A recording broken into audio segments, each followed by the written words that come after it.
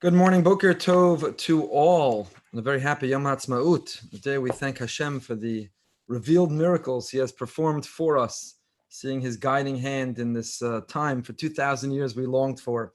10 Minutes of Meaning is sponsored this entire year by Chani Eleni Grunstein in memory of Chani's father, Aaron Ben Yitzchak, Mr. Aaron Tambor.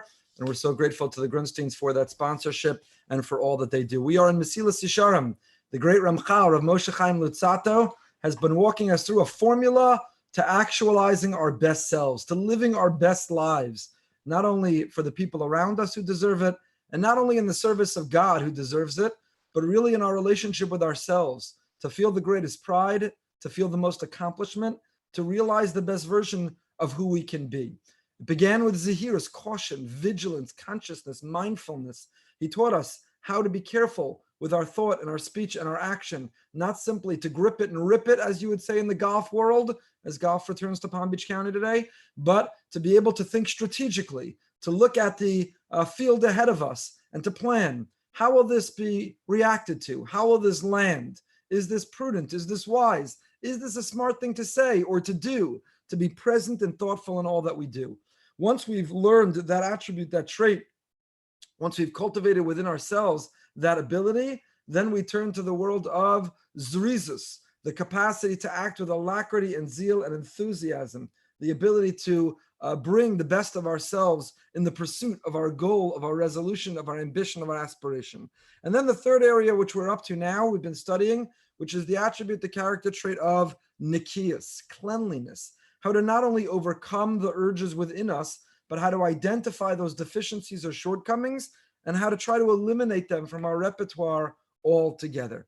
And so we began with the issue of gezel, honesty and integrity in life and business, not cutting corners and not exaggerating, not stealing someone else's trust, not taking advantage of their time, not exploiting or extorting, not over-promising and under-delivering, an area that we all struggle with, if not explicitly, God forbid, we would never steal from one another, but nevertheless, we're stealing in these more nuanced ways when it comes to time and the like. And then he moved over to the area of promiscuity and licentiousness, another area which almost universally mankind, men and women, maybe to different degrees, but humankind struggles with the area of sexuality, of promiscuity. There's an urge, there's a drive. For some, it supersedes other ways of thinking. For others, it just clouds judgment. For others, it doesn't play as prominent a role, and yet it is something which underlines, and if you don't believe it, if you don't believe the Ramchal, writing this a couple hundred years ago in Padua, Italy,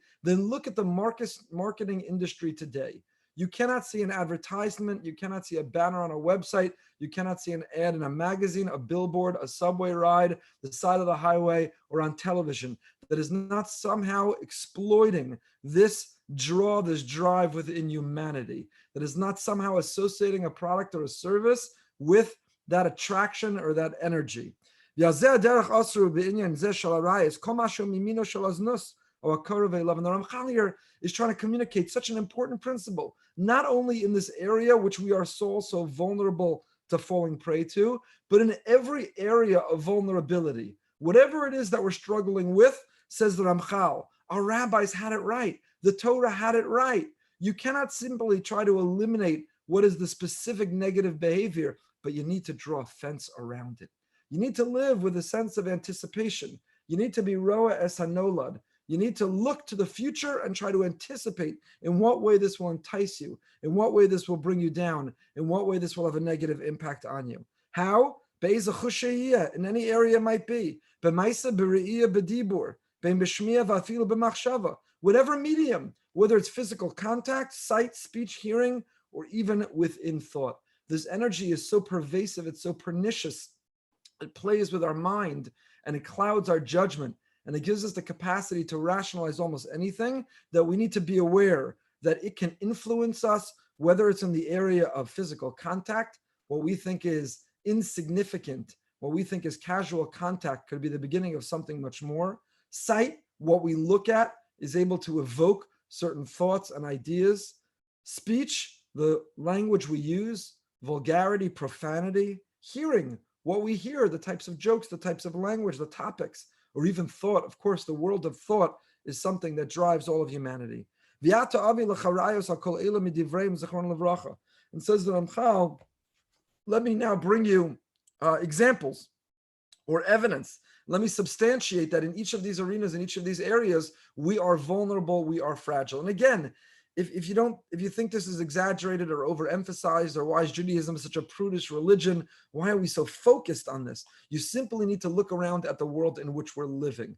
Accusations against Supreme Court justices, accusations against current presidential nominees or current presidents, accusations against, I saw an interview today of a talk show host who had to essentially spontaneously resign on air, a significant major news talk show host, because of accusations which recently in an interview this week, he didn't deny were true. This drive clouds the judgment of incredibly accomplished, brilliant, smart, sophisticated men, women, Republicans, Democrats, religious, atheists. It is something which is pervasive and universal. And when we're aware of it, when we can name it, then we can confront it, we can manage it, we can harness that energy into creativity, into love, into passion, into poetry, into bonding. And if we don't understand it and name it, and we don't regulate it, and we don't have rules to draw fences around it, then God forbid it leads to a Me Too movement. It leads to, God forbid, the violation of boundaries that hurt people and hurt those who are doing it. The Maisa in the area of physical touch, says Ramchal, when it comes to how what seems to be a casual or insignificant touch can spiral or lead to much more, we already discussed that. We don't need to elaborate. But what about when it comes to the sense of sight? So the Gemara in Bracha says, "Yad liyad lo yinake ra," quotes a pasuk in Mishlei. From hand to hand, the evil will not be cleansed. Kol amarta mos miyad liyada kedei lehistaka bo lo yinake medina shel gehenim. If the reason you're interacting with somebody of the opposite gender, someone whom you're attracted to, is in order to be able to look, in order to be able to gaze, in order to be able to observe, in order to be able to fantasize, then lo yinake medina shel gehenim. So then your downfall is not later when you act on it, when you act out on it. The downfall was giving into the urge to look to begin with. Why did the Jews in that generation, the Gemara on Shabbos asked, need atonement? We know that the mind follows what the eye observes. The images that we take in create the longing and the ideas that we think about.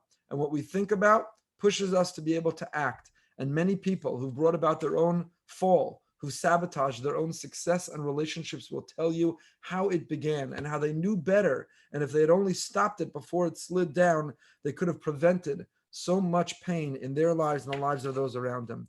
We're not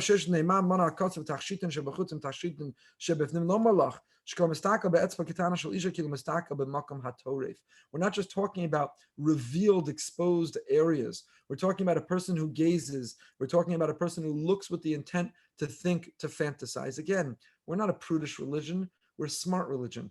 God not only built the world physically, but he programmed the world in terms of our psyche, our mentality, our drive. He knows what can raise us up and he knows what can bring us down. And therefore, he's told us this energy, which is a great energy for the world, this energy, which is what drives the continuity of the world and what pushes particularly men to get married, this energy, which expresses itself in passion and poetry, is a positive force in the universe, but it needs to be harnessed. It needs to be channeled. And if left unbridled, it is destructive. And again, there are countless examples where we've all seen. And so we emphasize and focus it. Look at our world. Look at the divorce rate, the promiscuity, the infidelity. Look at the dissolving of relationships because of a violation of boundaries and of trust. I personally, as a rabbi, have seen the pain of a spouse who discovers that their spouse is acting out on the internet at best or acting out with others at worst. This is a drive that no one is immune to. It doesn't matter how smart, what you got on the SATs, how accomplished, what car you drive, what's in the bank. It doesn't matter how good you look in the mirror. It doesn't matter how many Masechtas you've finished or how long your Shemona Esrei is. We're all vulnerable to it. And by knowing that and by naming it, then we can confront it. And that's Nikias. This quality of realizing our best selves is not trying to extinguish that energy within us, but it's trying to manage that energy within us so that it can express itself in the most productive way. So that's in the area of Maisa, of contact, in the area of what we look at. And then he says, Be'inyan hadibur in Ma'isha, when it comes to the conversation we have, flirting, flirtatious conversation, over exposure socially. We don't create strict or strong boundaries. We're not afraid to interact. We operate in the world around us, but we have to do so with a mindfulness and an awareness of the dangers that lurk and how to have boundaries in what we do. When we live with a consciousness of those boundaries, when we respect and honor them, then we've put a fence around our behavior. So even if an urge or opportunity kicks in or presents itself, we are protected. But if we think that we're immune, and if we think, why can't we just live and let live and live freely and let everyone do what they want, then we've seen the consequence that yields. God forbid for any of us. So we'll pick up with this next time, and we'll move on from this area of promiscuity, of trying to conquer that urge and drive, not just confront it and overcome it, but really manage it and even purge it. And we'll move on from the area of, we've spoken about honesty and integrity, to promiscuity. And next, Ramchal will tell us one of the universal challenges we all confront is the area of our eating and our drive within eating. Look at the obesity statistics in America today, and that will confirm that we all struggle in this area. Have a wonderful day. One of the universal challenges we all confront is the area of our eating and our drive within eating.